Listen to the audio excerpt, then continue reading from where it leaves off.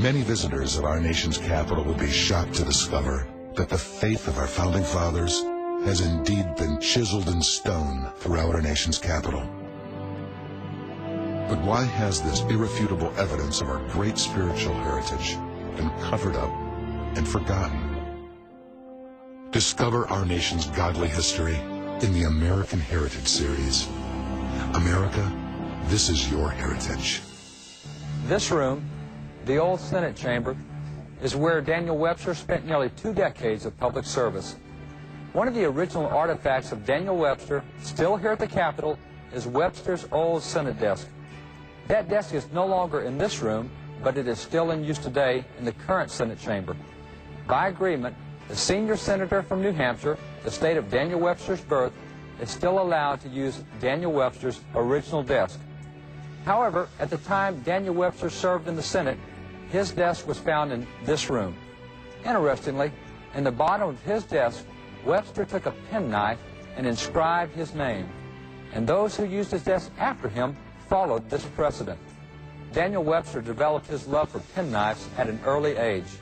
In fact, Master James Tappan, one of Daniel's first school teachers, told the story of how Daniel received his first penknife. Daniel was always the brightest boy in the school. He'd learn more in 5 minutes than another boy in 5 hours. One Saturday, I remember, I held up a handsome new jackknife to the scholars. And I said the boy who would commit to memory the greatest number of verses in the Bible by Monday morning should have it. Well, many of the boys did well. But when it came Daniel's turn to recite, I found that he had committed so much to memory that after hearing him repeat some 60 or 70 verses, I was obliged to give up. He telling me still that there were several chapters yet that he had learned. And Daniel got that jackknife. Daniel Webster learned early to love the Bible, and his love for that book never waned.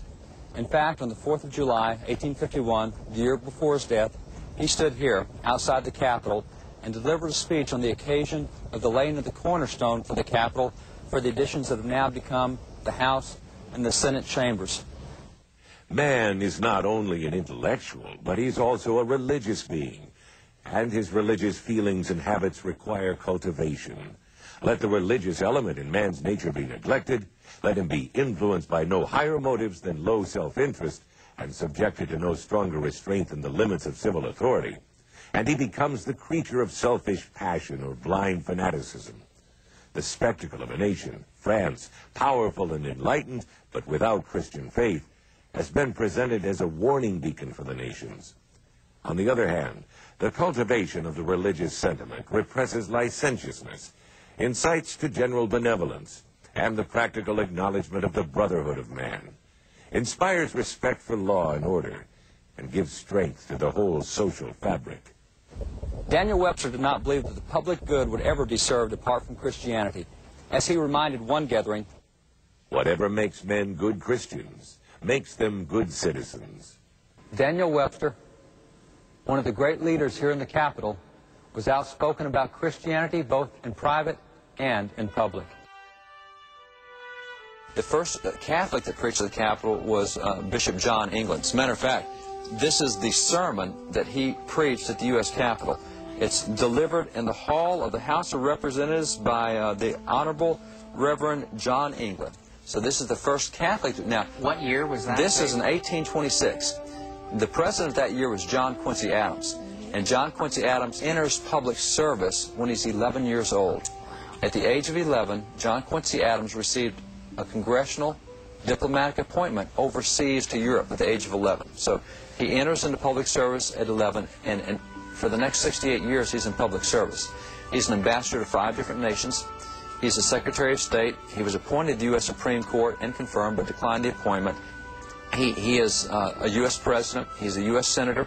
He spent 17 years in the House of Representatives, and the man kept a diary, and he kept an incredible diary. He started it when he was 11 years old. He kept it for the next 68 years. And so despite all these activities, on his diary entry, he doesn't say, well, I woke up this morning at 7:30 and went to bed at 8:30. He'll have 8 to 10 to 12 pages a day in his diary of what went on. And when it comes to Sundays, he records in his diary who preached, the verses they used, what he thought of the sermon, what he thought they should have used as verses in the sermon. He spoke 7 languages. He read the Bible in 7 different languages. And if you want to be embarrassed, you read in the diary of John Quincy Adams, and he'll be reading, you'll be reading on Sunday, and he'll say, well, as I was looking today at Romans 8, it appears to me that the Russians did a much better translation out of the Greek than the French did. Although its German translation is not bad, he's going through all these editions looking back at the Greek to see who.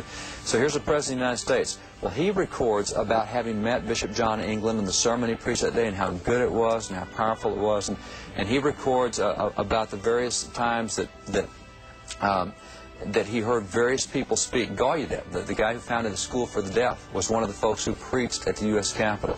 And so over these 68 years of records of John Quincy Adams, you get a steady diet of who is preaching. Chaplains preached. Matter of fact, here was one of the sermons preached by the chaplain, Chaplain Stockton, who was chaplain twice, actually. He served 2 different times in Congress as chaplain. It's called The Imperishable and Saving Works of Christ, delivered in the hall of the House of Representatives. Gives this verse. And these are very evangelical sermons, very pointed sermons, and this is what we did in U.S. Congress for a century. The National Statuary Hall contains other statues commemorating the lives and accomplishments of many famous Christians, such as this one of Junipero Serra, the missionary with cross held high, and Marcus Whitman, preacher and frontier trailblazer, with Bible held under his arm, and there are many others. On this side of Statuary Hall, we have a statue of Daniel Webster.